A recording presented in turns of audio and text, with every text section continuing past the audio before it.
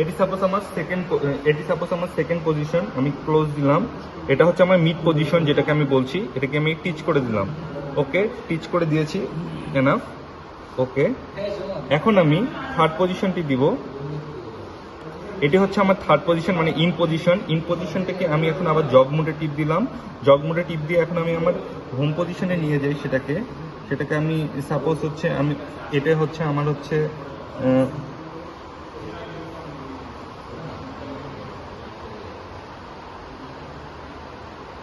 এটি হচ্ছে আমার হচ্ছে হোম পজিশনটি আমি দিচ্ছি।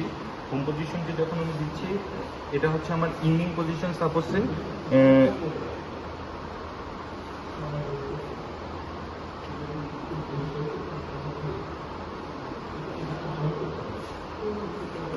এটি সাপোজ তার ইঞ্জিং পজিশন, এটাকে আমি হচ্ছে এখন হচ্ছে ক্লোজ দিলাম। এটি হচ্ছে আমার ইঞ্জিং পজিশন, একে আমি টিচ করে দিলাম। ওকে, টিচ করে দেওয়ার পর এটা সাকসেসফুলি পেয়ে গেল আমার।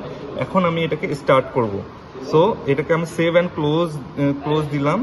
Yes, are you sure you want to save changes to Tanvir 1? Yes, আমি ইয়েস দিলাম।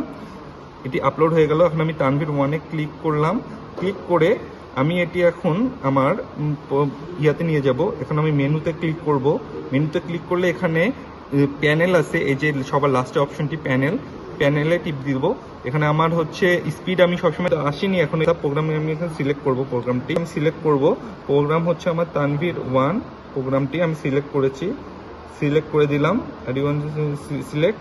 ইয়েস, তানভীর 1 প্রোগ্রামটি রয়েছে এবং আমি এখানে এখন স্টার্ট করতে পারি। আমার অলওয়েজ এই কাজগুলো করার সময় আমাকে অলওয়েজ এটি মিড পজিশনে দিয়ে কাজটা করে অলওয়েজ এখানে একজনকে আমাদের হচ্ছে এমার্জেন্সি স্টপে দিয়ে রাখতে হবে, কারণ রোবটটাকে বেসিক ইয়াতে বলা আছে রোবটটা হঠাৎ করে স্পিডেও চালু হতে পারে, সেই জন্য আমাকে অলওয়েজ এমার্জেন্সি বাটনে দিয়েই রাখতে হবে। এখন আমি এটি স্টার্ট করব। এখানে আমাকে বলেছে robot May move at the max speed, সেই জন্যই আমরা এই stop button, emergency stop button দিয়ে আছি। ওকে দিলাম। এখন দেখুন আমার রোবটটি এখানে কাজ করছে। সে এখানে দেখুন সে ফার্স্টে লাইন 1-এ যাচ্ছে। সে লাইন 1-এর কাজটি এখানে হচ্ছে।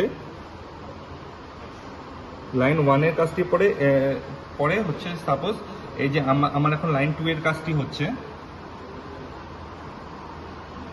এই দেখুন আমরা লাইন 2-এ যেই জগ পজিশনে যে লাইন 2-এ যে পজিশনটা দিয়েছিলাম, আমার রোবট কিন্তু সেই পজিশনেই কিন্তু যাচ্ছে। এবং এটি হচ্ছে আমি 3 নাম্বার পজিশনে যেই পজিশনটা আমি দিয়েছিলাম, সেই 3 নাম্বার পজিশনে কিন্তু আছে। যে এই দেখুন লাইন 3-এর কাজ সে করে ফেলেছে এবং সে স্টপ করে ফেলেছে। এখন লাইন 0।